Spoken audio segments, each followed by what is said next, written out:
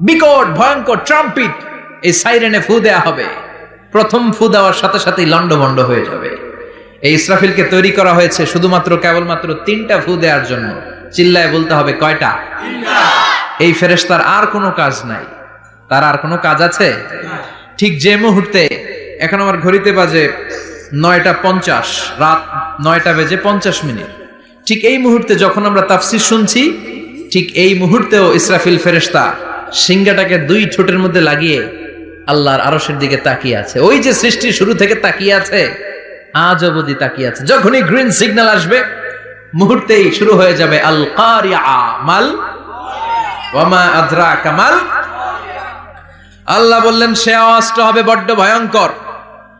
প্রথম ফুৎকার যখন দেয়া হবে, এটারে বলে নাফখাতুল ফাজা।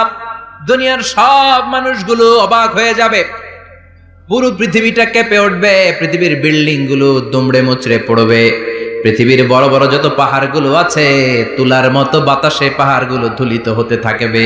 আল্লাহু আকবার।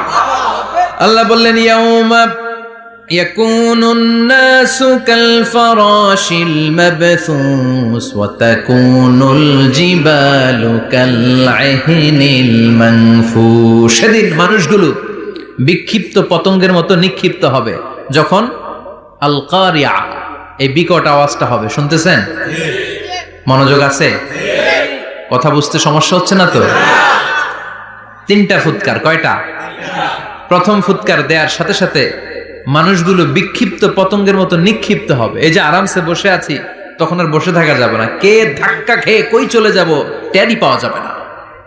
আমরা এই যে বসে আছি, এর কারণ হচ্ছে গ্র্যাভিটেশনাল একটা ল আছে, পাওয়ার। এটার বাংলায় বলে মাধ্যাকর্ষণ শক্তি। কি শক্তি?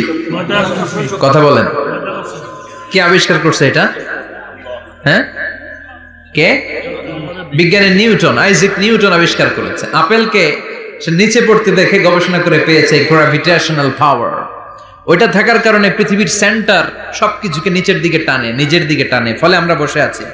কিন্তু এই মাধ্যাকর্ষণ শক্তির বাইরে যদি আমরা আকাশে উঠে যাই, আর কিন্তু কোনো টানাটানি নাই, আপনি শূন্যে ভেসে থাকবেন। নভোচারীরা মহাশূন্যে যে ভেসে থাকে, কিয়ামতের ওই ধাক্কার ভাইব্রেশন যখন শুরু হয়ে যাবে, পুরো পৃথিবীটা মুহূর্তের মধ্যে কেঁপে উঠবে। এমন কম্পন, এমন আওয়াজ পৃথিবীবাসী এর আগে আর শোনে নাই।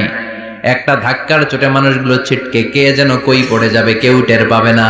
কে কই চলে গেছে হিসাব নাই। সব থাকবে ওই টাইমে, সব থাকবে না। কেউ থাকবে টয়লেটে, কেউ থাকবে ঘুমে, কেউ থাকবে বাজারে, থাকবে কই যে লন্ডভন্ড হয়ে যাবে হিসাব নাই। কে যে কোথায় ছিটকে পড়বো আমরা জানি না। বিক্ষিপ্ত পতঙ্গের মতো আমরা নিক্ষিপ্ত হব। শীতকালে আমার দেশের ছেলেরা রাত্রেবেলা ব্যাডমিন্টন খেলে, র্যাকেট খেলে না? খেলে তো ওরা বাঁশ গেড়ে দেয় ক্ষেতের মাঝখানে। কি গাড়ে? এরপর বাঁশের মধ্যে লাগায় কি? লাইট। লাইট গুলো লাগালে দেখবেন ক্ষেতের গ্রামের পোকাগুলো এসে লাইটের মধ্যে ছিটকে ছিটকে পড়ে। আমাদের অবস্থায় পোকার মতো হবে তখন। আল্লাহ সেটাই বললেন, ইয়াউমা ইয়াকুনুন নাসু কাল ফারাশিল মাবথুস। বিক্ষিপ্ত পতঙ্গের মতো মানুষগুলো নিক্ষিপ্ত হবে। ওয়া তাকুনুল জিবালু কাল আহিনিল মানফুশ। তুলাকে যখন পিটানো হয়, ধ্বনিত করা হয়, দেখবেন তুলার ছোট ছোট কণা বাতাসের মধ্যে ভাসতে থাকে। ফু মারলে আরো দূরে যায়, আরো বাতাস আসলে উড়ে উড়ে যে কোথায় চলে যায় টের পাওয়া যায় না। সুবহানাল্লাহ। বিশাল বিশাল পাহাড়গুলো এরকম ধ্বনিত তুলার মতো শূন্যে উঠতে থাকবে, একটা পাহাড়ও টিকবে না। বাংলাদেশের সবচেয়ে বড় পাহাড়ের নাম কি জানেন?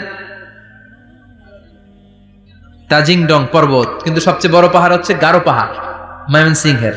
ওটা থাকবে কিয়ামতের দিন। আল কারিআ মাল কারিআর সময় টিকবে ওইটা। তাজিংডং বিজয়, সবচেয়ে বড় পর্বত শৃঙ্গ। কোথায় এটা? বান্দরবান। এটা টিকবে? কেউকারাডাং একটা আছে না? চিম্বুক আছে না? টিকবে? টিকবে না। পৃথিবীর সবচেয়ে বড় পাহাড় মাউন্ট এভারেস্ট, নেপালে 29,035 ফিট উঁচু, টিকবে?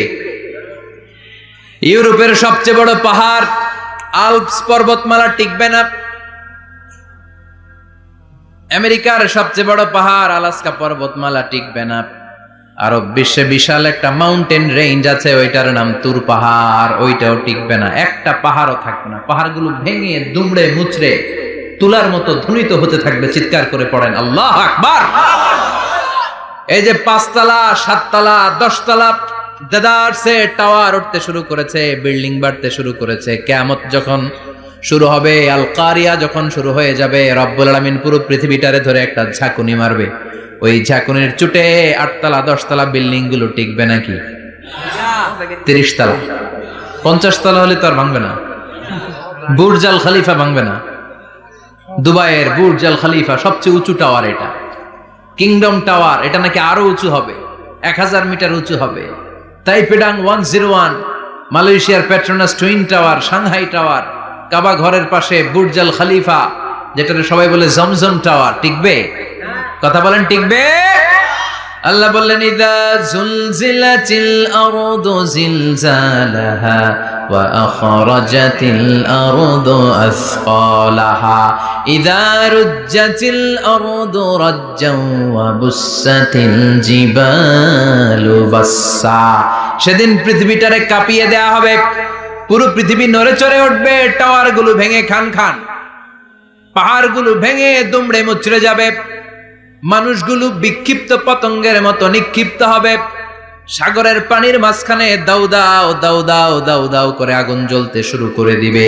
আল্লাহু আকবার। নকশা এঁকে দিছেন আল্লাহ, নকশা এঁকে দিছে না? সুবহানাল্লাহ পড়েন।